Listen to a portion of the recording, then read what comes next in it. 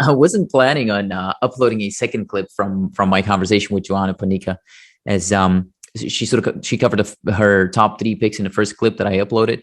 But as I was uploading this and listening to the full podcast, I thought it was worth highlighting this on here on YouTube, like how she actually picks her uranium exploration companies. As I know that most of you don't really bother with the full length podcast, so yeah, you're gonna see that clip. If you are some sort of an exception or whatever, you want to find you want to watch the full conversation, you find the link to the 1 hour podcast, that the conversation that I had with Joanna somewhere in the description or whatever. So yeah, let's watch. Okay, and then on your next slide, as to what makes a good company, like how you pick those companies, I see that you have something that's really interesting to me, because I have my own process that I call the 10 P's. And you basically Mm. have the 3 P's, which is property, people, process. I have like if I had to pick my top 3 P's, that would be the people, the project, and the place. So I'd be interested to Mm. in hearing what you mean by people, property, and process. This is actually something I did not invent. So this is based on, there's one researcher in oil and gas exploration that spent a lot of time sort of understanding what makes successful oil explorers. And I think the same applies to the mining, to be honest. It's the same. You're looking for a deposit in the ground. And there is 3 things that he defines are key, and I absolutely agree with it as well. Having experience in the industry, these are like 3 boxes you have to tick off, and then you can branch out from there, sort of looking at more details of those areas. So it's the people, processes, and property. And if you could take off both, all 3, then you're looking at predictable, consistent results. Those teams will normally deliver. They of course might have bad holes or dry wells, but they will hit it now and then with higher success rate than the other companies, basically. And sort of removing property, that is of course value destruction. If you don't have acreage, then yeah, it's game over. And I think this is something you see quite often at the end of the cycle, the acreage grabbing of poor areas, sort of pumping and dumping. That's sort of where it comes in. And also, like, if you just have, for instance, property and processes and don't have good people, then you also like should expect more moderate results. And not having actually processes is one of the big killer. It becomes quite unpredictable. So even having good people and having property, if you don't know how you're executing, you're just a smart geologist, and it basically what you're looking for is consistency here. Yeah, and basically the 15 exploration principles that we have, that sort of builds up from here. So this is the 3 things we really assess in those principles. So I guess it's not so far from your 10 P's, probably. Yeah, I don't think so either. I'm actually working on the last one, but something else that I've recently added is promotion. Like how do you plan on promoting the story, which is, when I start talking about the project, I'm trying to hedge myself against a team that doesn't know enough about their project, or that they don't know what they're doing with the project. But then I also have to hedge myself against a team that's, as we spoke earlier, only geologists. I need to know that they're gonna know how to raise their stock price so that they can raise more money at less dilution. So that's 1 P that I've recently added. Yeah.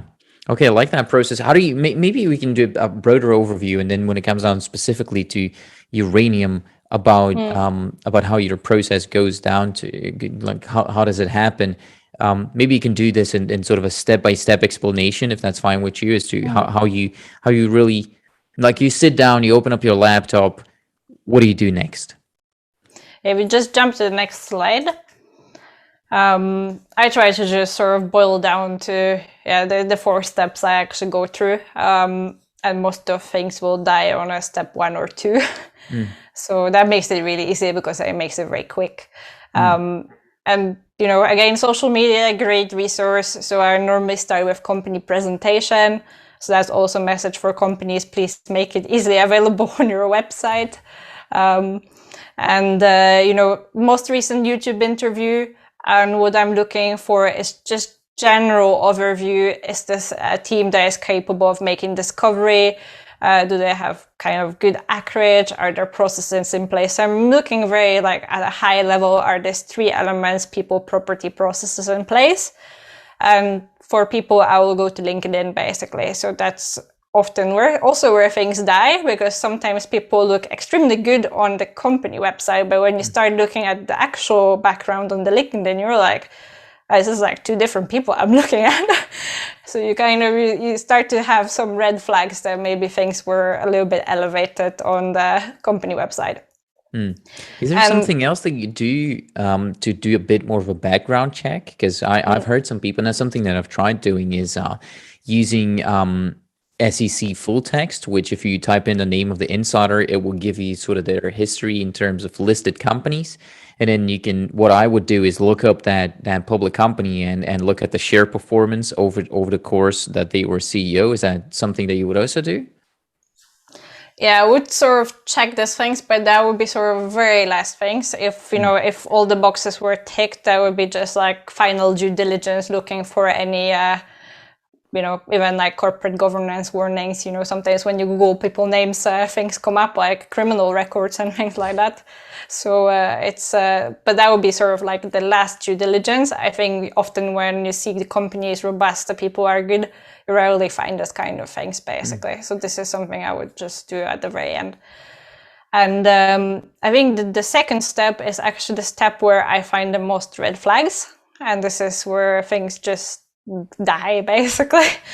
It's you basically go look at the stock price, but then what I like to do is like actually see if there were any sharp moves in the stock price, and there often are, and then check what was the corresponding press release. This is often when you maybe get red flags that happened during previous exploration work programs, things being poorly reported or bad results trying to be hidden and so on. So you kind of can quickly see how will this look like in the worst case scenario, right? And you still want a company that handles the bad results or any corporate governance issues in the right way, not in a sort of negative way. Do you look at when do you look at when they raise money?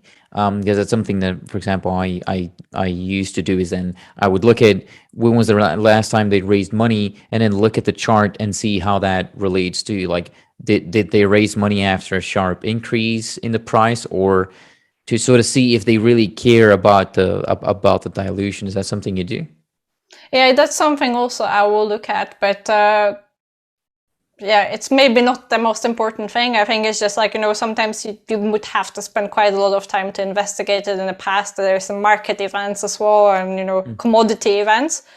But I would definitely look for any sharp changes in the stock price and try to see what caused it and how the event was handled by the company, basically. And that's when the red flags would pop up. Yeah, quite often, to be honest. Okay. So it's and another good thing is also like when you kind of don't understand from press releases what happened, is just find any online forum where people were discussing that stock at the time, and then often this is where the most dirt will come out, basically. So it's sort of a quick way. It can take you just a couple of hours to sort of kill company at this stage, basically. Okay, that's what I was going to ask. How long does it take for you to get to step 2? Like, how long are you looking into a company by the time you're at step 2? I probably would spend 2 hours on the company presentation, YouTube interviews, just like overall view. And then another 2 hours on looking at the stock price and news releases. So we're talking sort of 4 or 5 hours maximum. And there is, many things I will kill after 15 minutes. And there's just like, geologist sort of warnings that there is, for instance, I don't know, this poor understanding of exploration process, or it's been acreage grabbing going on. This is just like, pump and dump story. Then these things I'll just park after, 15 minutes, basically. The next step is the step that is probably different than for other people. I do geology assessment. So I really try to understand, are we in the right place for the discovery? And we can look a bit more in detail later on what it entails. I have 1 or actually 2 actionable tips that as a non-geologist you could apply in this area. And the last thing will be exploration process. So, we have a team, a corporate governance, great geology, but like, how are we actually going to execute on this process? Is it how quickly, how much money will be spent? Do we know what we're doing, basically? Okay, well, let's go back to those 2 tips though, because you sort of piqued my interest, and now I gotta know. So basically, this is are we in the right property, right? Is the geology good there? And I think this is what most investors struggles with. And it does make sense, you do have to have certain background to answer those questions.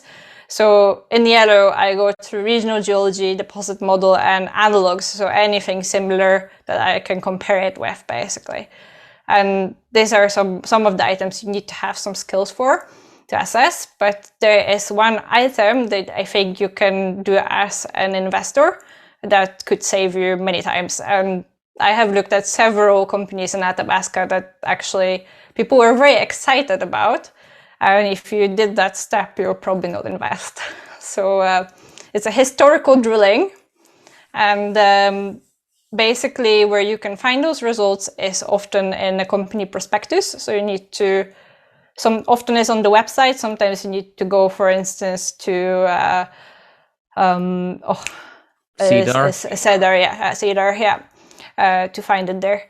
But basically it's the geological document in it that describes the property, and it will include historical exploration on the asset, and often it has a map with previous locations of the drilling, right? So you should definitely have a look what was drilled.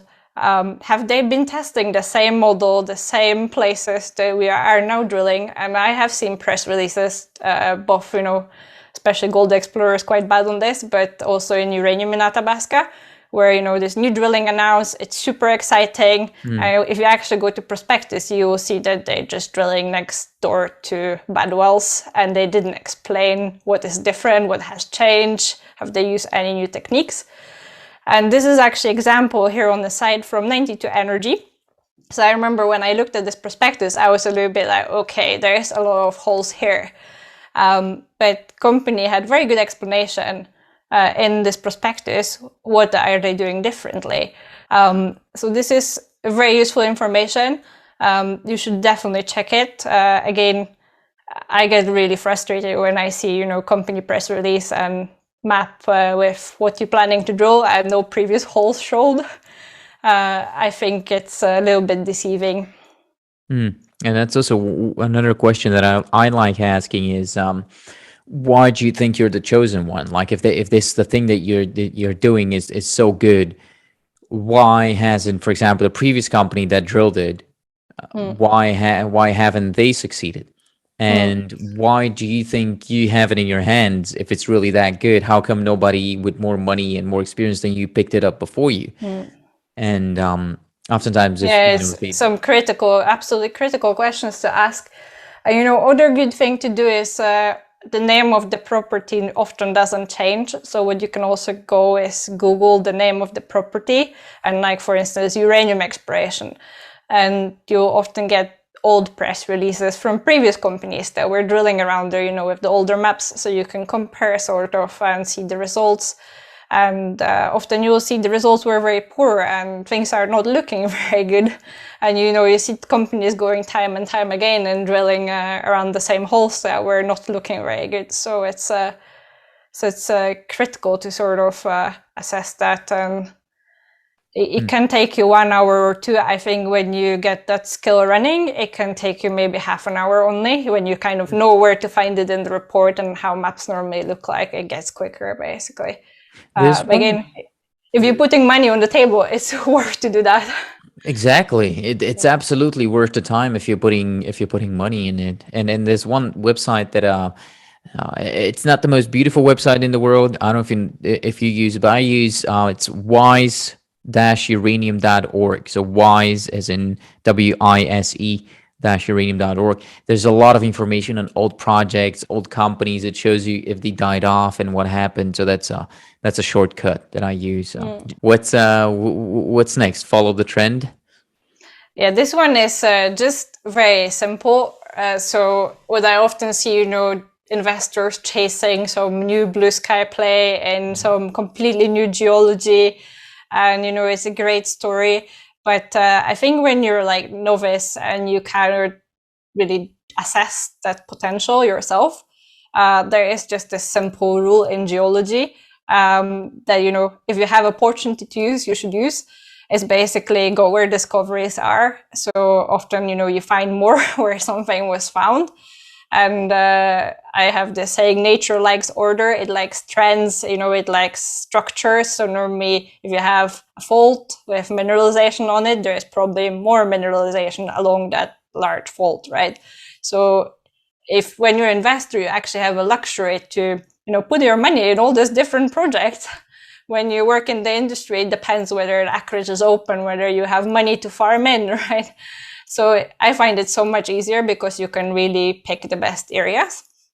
And this is just example on the right side is geology of the Abitibi Greenstone Belt. And you can see all these yellow dots. They basically are the gold deposits. And when you look at where they are, most of them lies on two big structures. So also when you investor, just, you know, stick to that trend, basically. Don't get tempted by the blue sky story that maybe lies somewhere far away from there.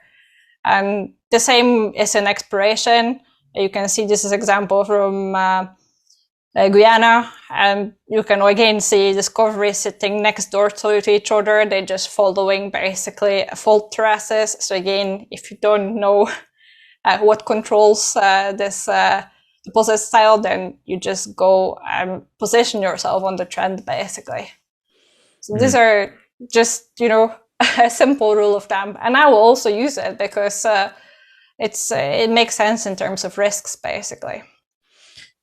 When it comes down to blue sky exploration, there's a lot of survivorship bias in it. You know, when you give an argument as to why would you go there, you know, it's quite risky. Sure, there's potential, but we literally don't know if there's any uranium there. There's never been found any uranium there, for example, or something like that. People would say, well, look at that company. You know, they went into that jurisdiction and they found this and that. And sure, but how many companies before it tried the same thing at 1,000 other jurisdictions and failed? And now you're giving me one example of the so many that failed. So there's a lot of that going on there. But again, I find myself trapped by that because it oftentimes it's good stories. They promise you the sky and the stars, and I find myself trapped there. But I've managed to keep my positions smaller in those companies. Yeah, and you say like scale your positions and, you know, also look for the ways to maybe de-risk your positions. I often see that this kind of blue sky plays, they're also very promotional, and that gives a share price a bit of acceleration. So maybe if you like really like those things, then try to get in early, so you can also risk your position and, you know, sit risk free in the blue sky story is not too bad as well.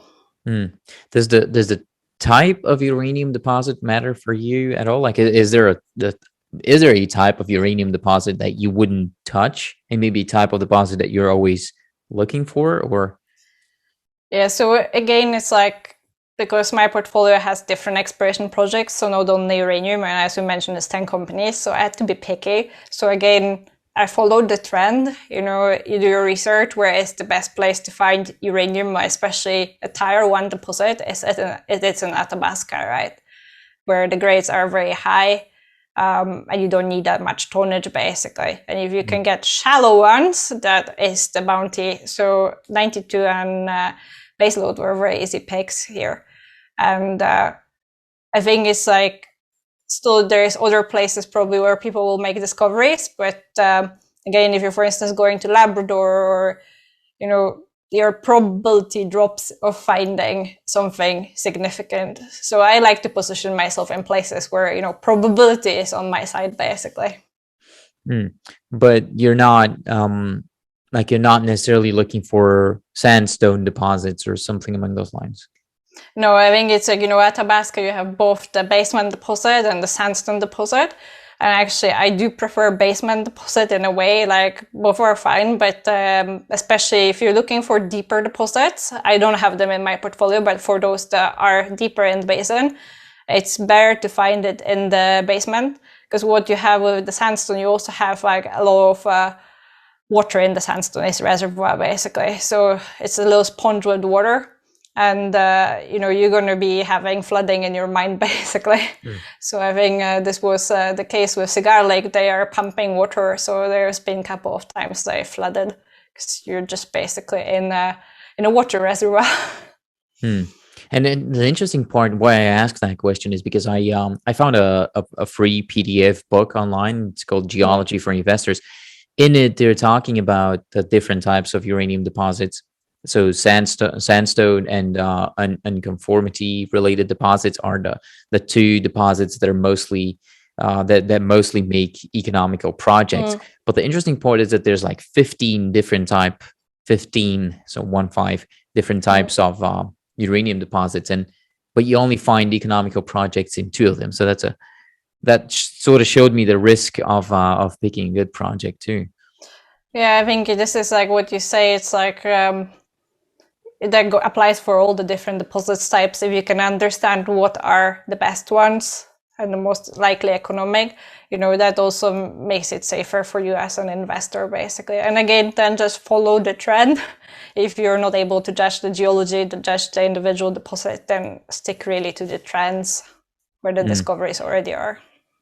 Okay, so what's next after that? Like you found a deposit that you like. What are you looking for next? Are you looking at the amount of drilling that the company is going to do, or the next move, or what are you looking for? Yeah, so the last part, after you assess the people, management, you like the geology, so a lot of boxes is ticked, is the processes. Like, it's almost tempting to drop it, but sometimes you have the right people and property, but things are slow moving, basically. So one of the things I'm looking at is fast movers, people that go raise money and start drilling their project, not just promote it and wait for half a year to drill it, basically. I like application of new technology. So coming from oil industry, where we kind of do it more frequently than in mining industry. I think it's very beneficial, but like one thing that I normally do, I try to talk to exploration manager, VP of exploration, and I try to understand how they are going to use it.